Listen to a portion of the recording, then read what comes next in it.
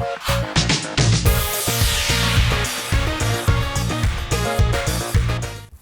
welcome to Real Talk Behind the Sign, and that's real estate talk I'm talking about, the real deal.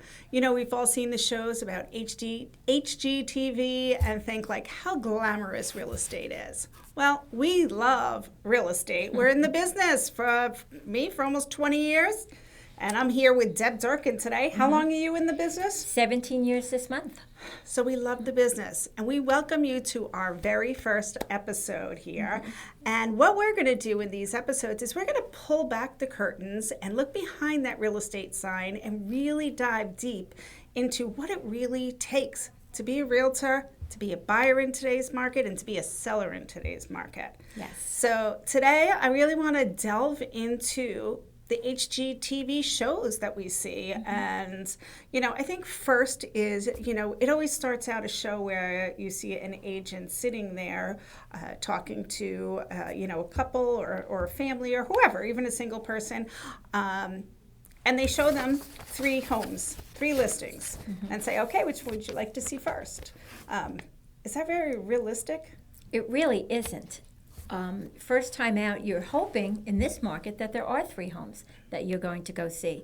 And if there are, they have to meet all your criteria. So it's not reality that you can just come up with these 3 perfect homes and then the buyer's going to choose one of them. It doesn't always work that way. We've had buyers for many months and they just don't find their perfect home. Okay, so let's break this down. You meet your new clients and you want to set an appointment for the next day because your client says, I want to see this house the next day. Oh, well, setting the appointment is a challenge to begin with. You have to make sure it's their schedule, fits theirs, as well as the seller's. Sometimes if the listing agent has to be present, you have to make sure they're available. And there's all sorts of things that the sellers have to work out, whether it's children they have to get out of the house or pets, their work schedules. So many people are working from home nowadays. So it's a challenge to set up an appointment. That's the first step. So not as easy as it looks on TV. It's not as easy. Let's talk about, you know, I love when we see on TV that a realtor brings the clients to a house and opens the door and says, okay, I'll be outside waiting for you. Does that really happen? Like you just wait outside and let the clients go and discover the house and how beautiful it is? No. And first off, you have to get into the house if there's no one there to let you in. And so you have to work with keys, and a lot of times that's not so easy. We have lock boxes here which work with the Wi-Fi on your phone. So if there's an issue with Wi-Fi in the area, that could be a problem. And there's a lot of times that sometimes the key could be old, could be with an old lock, and you can have a lot of issues even just working the key. There are times over the years, I default and let the client take the key and let them give it a try. So just even getting in could be a process for sure, especially in the cold weather. How long are you in the business? 17 years. Wow. Okay, so I'm just about 20 years now. And I'll never forget this one time that it was about 20 degrees out. You know, it's like a March day, freezing out. It wasn't snowing, but it was raining. And it was one of those areas where the Wi-Fi gets a little bit sketchy. And these lock boxes, right? We have a lockbox that is kept on the door handle of the house with the key inside. And I'm there trying to open it up. And it's just not connecting. Now I'm looking at my phone and I see there's 1 bar. The only way into this house is to get the key out of that lockbox. Right. Here I am in the pouring rain. My clients are in the car. Yes. We ultimately did not get in that day. But I was soaking wet. Yes. And that's when I'm looking towards the garage for a keypad to hope I can call the agent and just say, I'm having trouble with the key. Is there another way into this house so we don't have to abort the showing? And a lot of times you do get lucky, and there might be another key hidden somewhere that they'll tell you about, or there is a keypad and they'll give you the code so you can get in through the garage. But it is nerve-wracking if you can't get into the house. All right, so 3 perfect homes. Do we have 3 perfect homes right now that we just go, okay, instantly, all right, we're going to do 3 strikes and you're out? Like, no. Like, what's the reality of that? The reality of that, like, I do have buyers that I've been working with for almost a year now. Are we hoping for 3 perfect homes every weekend to go look at? Sometimes there's one. This weekend, past weekend, there was none. So 3 perfect homes? No, that's not a reality. Now, wait, I got a little off track with talking about the lockbox and getting actually in the house. So now, wait, you don't stand outside and just let your clients go in so they can, at their leisure, go look at the house and see everything inside? Oh, no. We definitely want to be with our clients throughout the whole, walking through the house. Number one, you really do want to respect the seller's home, their belongings. During the winter, we always worry about our shoes. Do we have any debris on it from snow, wet, ice, anything, dirt, especially even in a rainy season. So the main focus is to really respect the home, and then to take your client through, not have the right away say the wife is running to the kitchen to see what the kitchen's like and the husband's looking out back to see what kind of yard there is. No, stay together and let's go through it, do a nice walkthrough all together so everybody sees the same thing at the same time.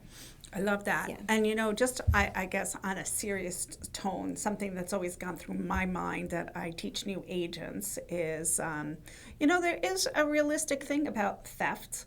Medications. Absolutely. Yes. You know, always warning your sellers to make sure they're putting valuables away, any medications away, because Yes. it does happen, right? It does happen. And sometimes people go as far as even taking down personal photos because they might not want them in either the photos that we take, and then that's all online, or definitely any medications in the medicine cabinet, or a lot of people leave their medications out on their nightstand next to their bed or in the kitchen. And yes, there's a lot of things that we do tell our sellers that do protect them, their privacy, and that's a very important thing to do. I think, you know, we start when we're looking at TV, that we do see the glamour and the fun part, and there is a lot of glamour and fun in what we do. Absolutely, right? yes, that's what keeps us going. But And but the homes in these shows are clearly staged, and a lot of times sellers just really aren't willing or capable to stage their home as they are on TV. yeah. So Yeah, so some realistic things having to do with Yes. it. Let's talk about offers, because, you know, on TV we see, and I think the expectation when buyers come in is that they're going to find the home that they fall in love with, and they're going to make an offer, and they're going to get the house. In this market right now, how realistic is it for someone to find that very first home that they like and put an offer in, and they're moved in within 2 weeks? not very realistic at all. And in fact, you're competing with so many other buyers since it is a seller's market, and you're really not negotiating. Most of the homes that are worth putting an offer in have a set timeline of highest and best. Offer needs to be in by a certain time, and it's usually just a day or so after an open house. So you don't have a lot of time to think about it, and you certainly don't have to negotiate the price. You really have to think, how much more of this asking price do I want to offer? So that's really more of what the buyers are up against today. Wow. And at that point, they're looking for creative ways to come up with more money. Once you step into a house, you're going to realize this is going to go for so much more. It is so much nicer than even the pictures portray. The property's nice, the location of it. When you get there and you really see everything for real versus just in the photos. And that's when you really have to decide, what else can I do to get creative to make my offer the best and stand out? And a lot of times it's a phone call to the mortgage broker to find creative ways that they can make your offer better and stand out from the others. And or it could even be a simple phone call to your parents. You got anything extra laying around that I can throw another 10 on this, or that might put me over and get me the house?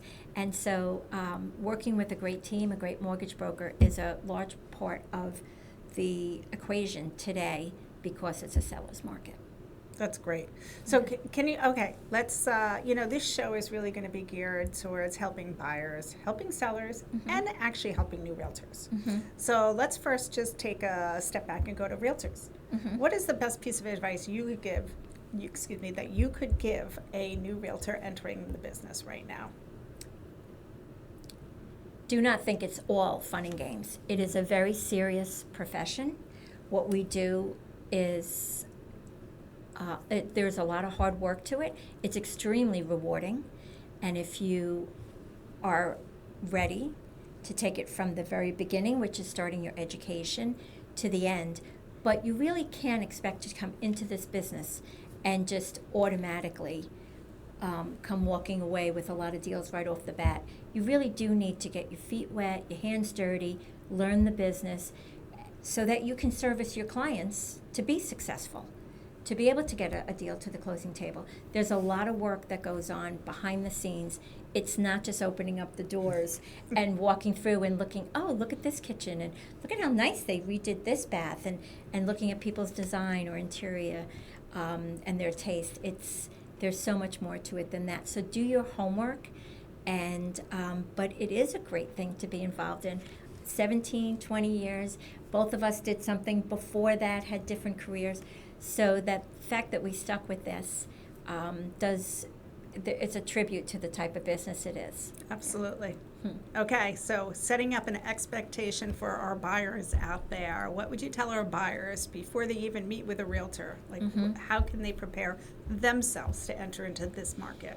Well, I think they have to be realistic about the price for what they're willing to spend every month on their living, on their shelter, their home, how important that is to them, and whether it's going to take priority over other things. A lot of young couples are out there, they're spending money on trips or fancy cars or, certain things, and then once all of a sudden you're into a home, now you have a mortgage and so forth. So you have to prioritize. And I think that you really do have to get an idea of what's important and what's not.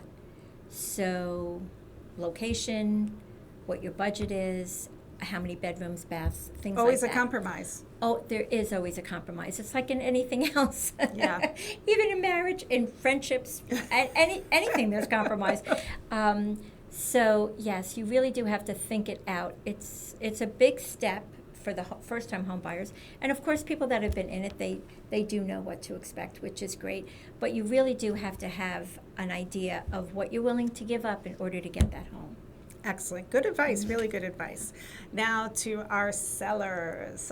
We know the market's been really low. So what advice would you give to sellers right now? Yes. This market that we're seeing for sellers is the best that we've seen for decades, right? And we have no idea how long it's going to last. So if you're looking to capitalize on that, I would suggest listing. Don't be so concerned about worrying about where you're going to go, what am I going to buy. Do it, even if you have to have an interim place where you maybe rent for a year. Get that capital behind you, because that's power. That will be your power going out into the marketplace and finding something else and deciding where you want to go or what you want to do. So I would suggest listing and taking full advantage of the prices nowadays. Great advice. Yeah. Awesome. I love it. All right, so Deb, how do people reach you? Right, buyers, sellers. You work in both New York and New Jersey, I believe, right? I do. I started out my real estate business in Suffern in Rockland County, because that's where I've lived for over 40 years, so a lot of my sphere is there. And I've branched out to all parts of Rockland County, Lower Orange, and I think it was a good 5 to 7 years after getting my New York license, I went for my New Jersey license, since we border Bergen County. It makes sense. I'm very familiar with it. And so now I am all over Bergen County, Rockland, Orange, and so I am around. I can look me up. I love it. Yep. Excellent. I have a website. All my information to contact me is on there. Great. So you can always comment down below if you want to get Deb's information. We'll share that with you. Thank you so much for tuning in to our very first episode of Real Talk Behind the Sign. Yes. Please hit the button below to subscribe and follow us. And also in the comments, if you have questions or you'd like to hear information about a certain topic, please put it in the comments below and we'll get an episode on that topic. Absolutely. And we're looking for ideas too. I mean, we have some of our own, of course, just on the day-to-day real estate, but we are welcoming to any other topics that you might want to hear about. Absolutely. And thank you, of course, to Howard Hanna Rand Realty for always supporting us. Yes. And until next time, stay curious, stay informed, and keep it real.